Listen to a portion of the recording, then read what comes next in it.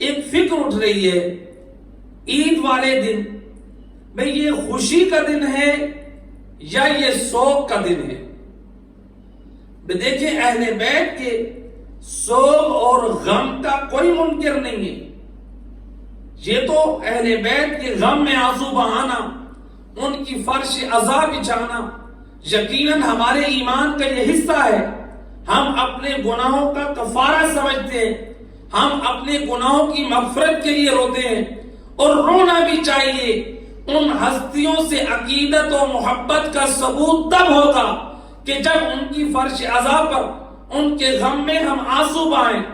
لیکن سوال یہ اٹھتا ہے جو اسلام نے ایک یوم سرور، ایک یوم فرحت قرار دیا ہے، اس دن کو اگر ہم یوم غم بنائیں، اگر ہم یوم سوگ بنائیں، تو کیا اہل بیت کی تعلیمات میں یا قرآن کی نگاہ میں ہمارا یہ عمل صحیح ہے؟ اس مختصر وقت میں ذرا ہم غور کرتے ہیں ائمہ اہل بیت کے کلام کی روشنی میں، تاکہ کہیں پر اگر ہمارے ذہن میں کوئی خلش ہے تو ائمہ اہل بیت کی پاک تعلیمات کی روشنی میں ہماری اصلاح ہو جائے. ایک صلوات پڑھ دے محمد و اہل بیت اللہ.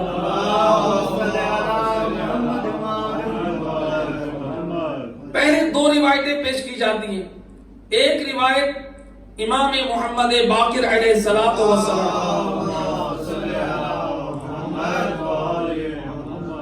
امام کی روایت پیش کی جاتی ہے کہ امام فرماتے ہیں کہ یہ عید ہمارے حصے میں نہیں ہے، ہمارے لیے عید باعث حزن ہے.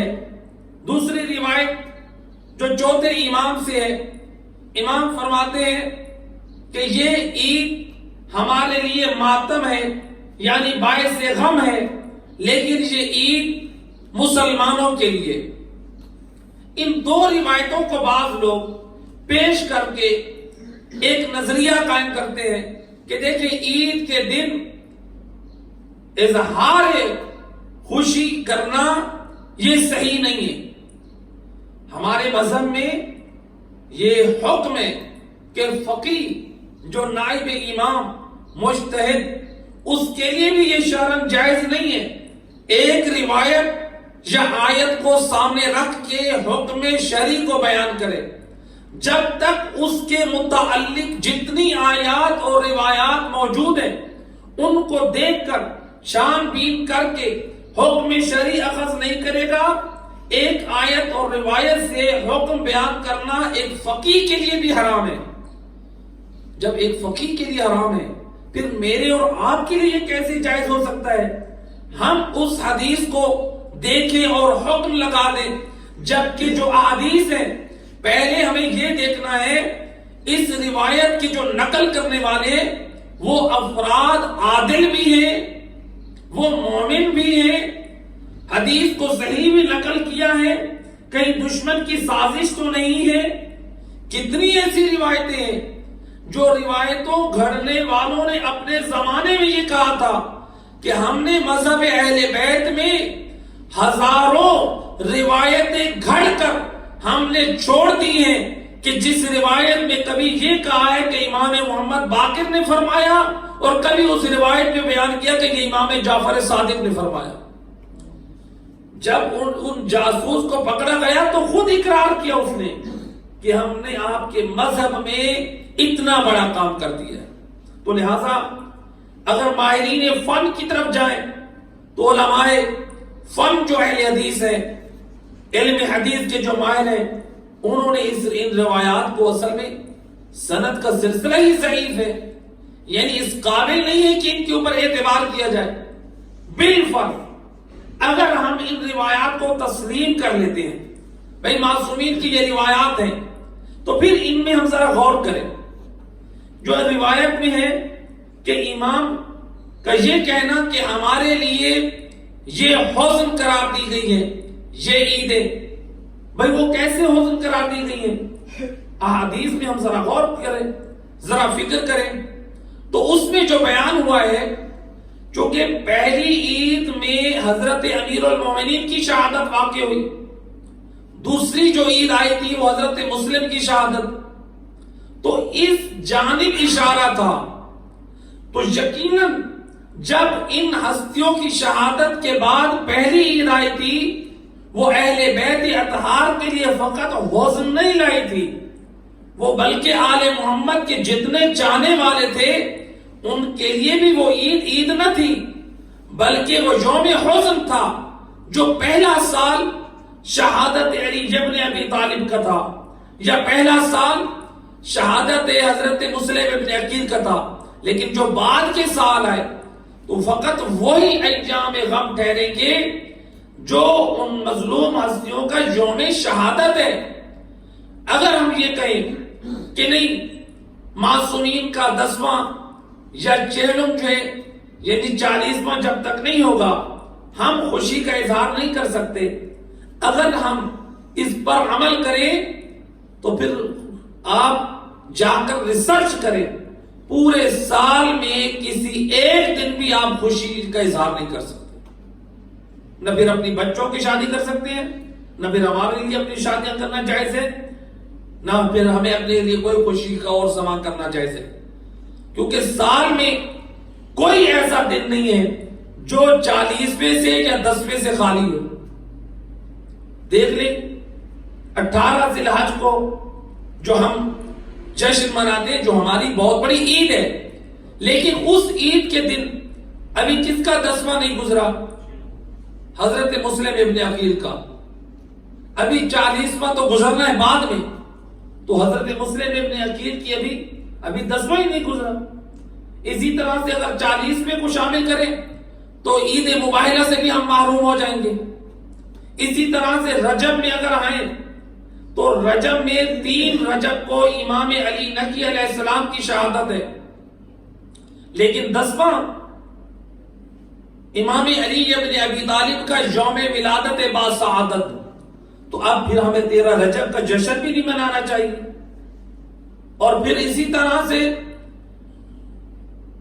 یعنی اگر ماہ شعبان میں ہم دیکھیں، ماہ شعبان میں یعنی جمادی الثانی میں جناب فاطمہ زہرا سلام اللہ علیہ کی شہادت 3 جمادی الثانی کو ہوئی. تو بی بی کا جو 40واں اگر ہم لے کر جائیں تو 3 شعبان کی خوشی بھی ہماری جاتی ہے، 4 شعبان کی خوشی بھی اسی میں جاتی ہے. یعنی شعبان کی وہ اہم مناسبتیں جو ائمہ ہدا سے منسوب ہے گویا ان خوشیوں سے محرومی. ایک صلوات پڑھتے محمد علی پہ.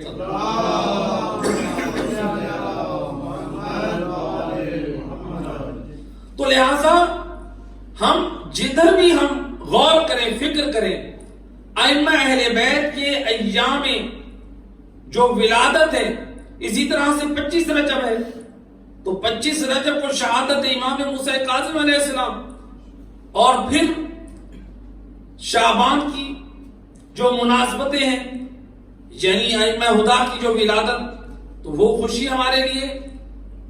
تو یہ ساری خوشیاں ہم خود ختم کر رہے ہیں.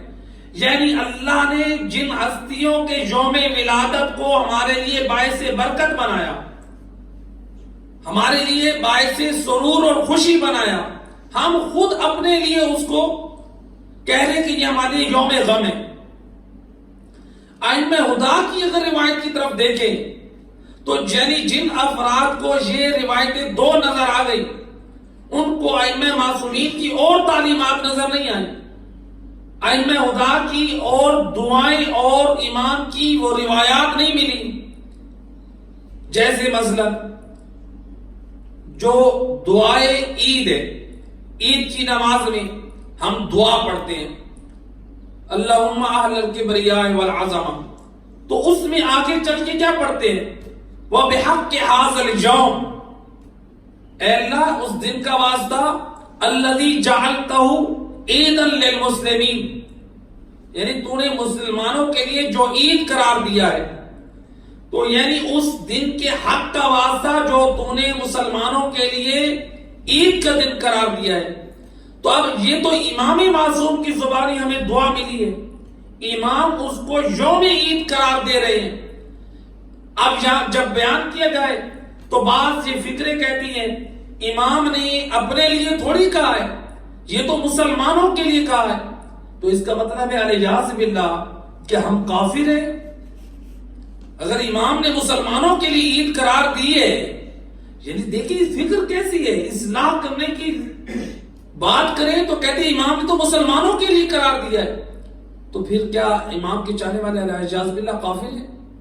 جو آج دنیا شیعہ کافر کہہ رہی ہے، تو پھر کہیں ایسا نہ ہو میرے دوستو کہ ہم عید کو چھوڑیں اور ترک کریں، جو آج دنیا ہم پر یہ اعتراض کر رہی ہے کہ دیکھو جو شعار اسلامی ہے، یہ شیعہ حضرات اس شعار اسلامی کو ترک کر رہے ہیں، کہیں ایسا نہ ہو تمام امت مسلمہ تو عید منائے اور ہم عید کا اظہار نہ کریں، یوم غم منائیں، اور دنیا والے جو آج تک ہمیں کہہ رہی تھی کافر، ان کو پوری دنیا میں یہ ڈنڈورا اور یہ سازش کرنے کی کا یہ موقع مل جائے اور وہ کہیں دیکھو تمام مسلمان عید کر رہے ہیں، شیعہ حضرات عید نہیں کر رہے۔ کہ ایسا نہ ہو کہ ہمارے اپنے عمل سے ہم اپنے مذہب کی بدنامی کا سبب بنے۔ اچھا پھر ایک صاحب کہنے لگے امام نے مسلمین کا کہا ہے، یہ مسلمانوں کے لیے عید ہے، مومنوں کے لیے عید نہیں ہے۔ اگر یہ اہل بیت کی تعلیمات پڑھی ہوتی، اگر قرآن پڑھا ہوتا، یہ اس قسم کے الٹے اور پیچیدہ قسم کے سوالات نہ اٹھتے۔ اگر یہی بات ہے تو پھر آئیں امام زین العابدین علیہ السلام،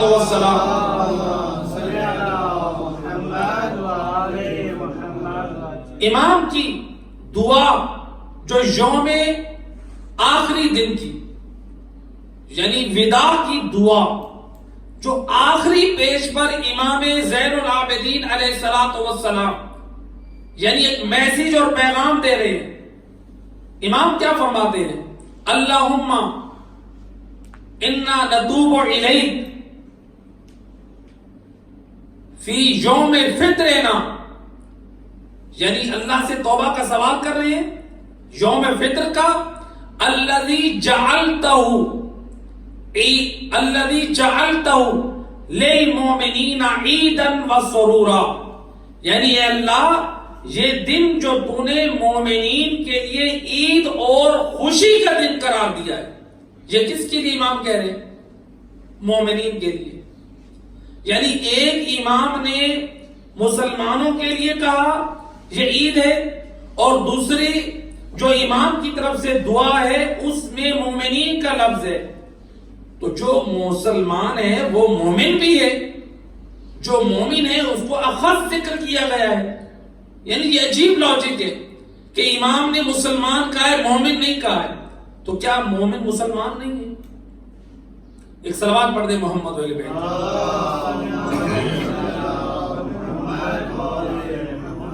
بارے دیگر آواز بولو۔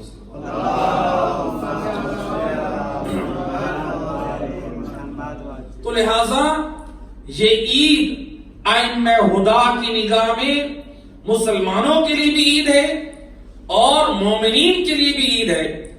آگے امام نے جو دعا جو آپ عید کے دن پڑھتے ہیں اس میں جملہ ہے وَلِمُحَمَّدٍ صلی اللہ علیہ وآلہ ذُخْرًا وَشَرَفًا وَكَرَامَةً وَمَزِيدًا، کہ یعنی اے اللہ تو نے اس عید کو محمد وآل محمد کے لیے ذخر ذخیرہ قرار دیا ہے، باعث شرف و کرامت قرار دیا ہے۔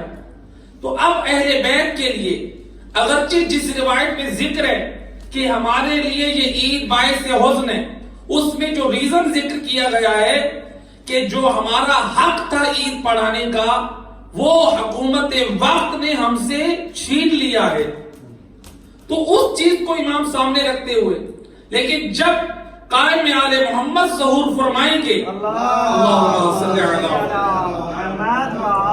محمد، تو جب امام آئیں گے تو کیا امام نماز عید نہیں پڑھائیں گے؟ اور اس میں یہ جو جملہ ہے کہ یہ عید جو ہے ذخیرہ ہے، شرف ہے، کرامت ہے، یہ کس کے لیے؟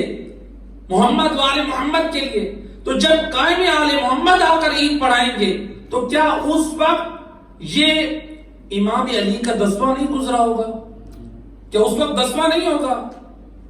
تو کیا امام علیہ السلام کو اپنے جد اپنے بابا علی کو غم نہیں ہے؟ یا ہمارے ائمہ خدا نے خود امام جعفر صادق علیہ السلام اللہم صلی علی امام کی روایت امام فرماتے ہیں جو شخص نماز جماعت کے لیے عید کے لیے نہیں جا سکا اسے چاہیے اچھا لباس پہنے، خوشبو لگائے، اپنے گھر میں ویسے نماز ادا کرے۔ عید کی مناسبت سے امام سمجھا رہے ہیں۔ امام علی رضا علیہ السلام کے حوالے سے اللہم صلی علی محمد۔ اب امام کا زمانہ کب ہے؟ یعنی چوتھے امام بھی کربلا کے بعد ہیں، اپنے دادا علی کی شہادت کے بعد ہیں۔ امام محمد باقر بھی، امام صادق بھی اور امام علی رضا بھی، جن سے یہ روایتیں منقول ہے، یہ سب معصومین عید کا اہتمام کر رہے ہیں، عید کے بارے میں فرامین جاری کر رہے ہیں، عید کے متعلق جو دعائیں ہیں وہ تعلیم دے رہے ہیں۔ اور 8ویں امام کو جب عید پڑھانے کے لیے موقع ملا، امام علیہ السلام بڑی شان و شوکت سے آپ نے پاکیزہ لباس پہنا، روایت کہتی ہے سفید عمامہ پہنا، خوشبو لگا کر امام عید پڑھانے کے لیے چلے، یعنی اس طرح سے جیسے رسول اللہ اور علی ابن ابی طالب نماز عید پڑھانے کے لیے جاتے تھے۔ صلوات پڑھ دے محمد علیہ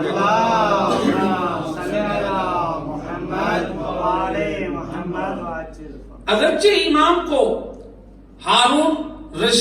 مامون رشید کی طرف سے اجازت نہ ملی بعد میں، چونکہ اس کو اپنا خطرہ ہو گیا تھا، لیکن امام عید نماز پڑھانے کے لیے جب نکلے تو کس شان سے نکلے؟ تو کیا امام کو اپنے بابا اپنے دادا علی کی مصیبت کا غم نہیں ہے؟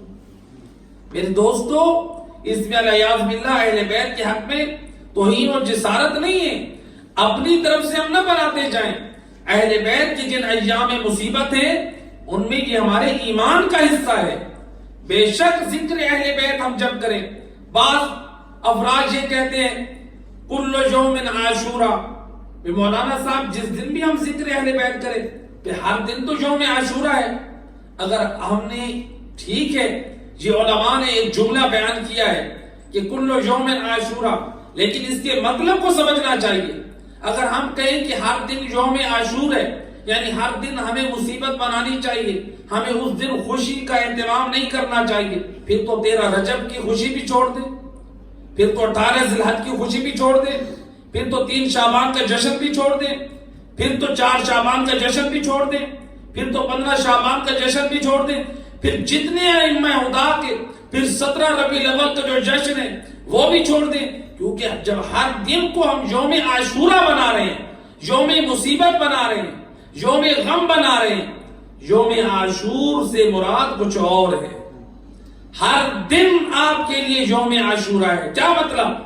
یعنی جس طرح حسین ابن علی نے دین کی بقا کے لیے کربلا میں قیام کیا تھا، جہاں کہیں بھی آپ دیکھیں دین کی نصرت کے لیے آپ کو قیام کرنے کی ضرورت پڑے تو آپ کے لیے وہ دن یوم عاشورہ کی مثل ہے۔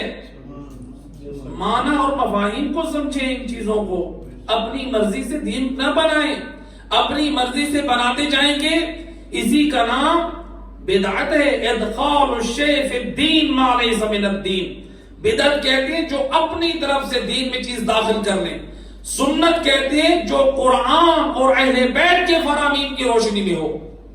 بعض لوگ یہ کہتے ہیں مولانا صاحب کیا کریں، ہمارے خاندان میں مسئلہ ہے، ہمارے فلاں فیملی کے فلاں افراد ہیں، اس کا مطلب ہے کہ مجھے دین سے پیار نہیں ہے، مجھے اپنی عزت سے پیار ہے۔ میں ان لوگوں کو دیکھ رہا ہوں کہ اگر میں نے ایسا نہ کیا تو میرے ماحول میں، میری فیملیز میں، میرے کلچر میں میری انسلٹ ہوگی، جنہیں چاہیے استغفر اللہ ہم دین الہی کو پامال کرتے جائیں۔ ہم یہ تو دیکھ رہے ہیں کہ میں ان کو کیا منہ دکھاؤں گا۔ یہ سوچیں اگر ہم نے دین کو چھوڑ کر اپنی خواہشات کو دین میں داخل کیا تو میدان قیامت میں پھر علی مولا کو کیا منہ دکھائیں گے؟ میدان قیامت میں جناب فاطمہ زہرا کو کیا منہ دکھائیں گے؟ اپنی خواہشات سے ہم اگر دین پر عمل کرتے رہیں تو یہ دین کا چہرہ مسخ ہو جائے گا، دین ختم ہو جائے گا۔ وہ کیا چاہتا تھا؟ یزید کیا چاہتا تھا؟ اپنی خواہشات کو جاری کرنا چاہتا تھا، لیکن زہرا کے لال نے اس کی خواہش کو قبول نہیں کیا، جان دے دیے۔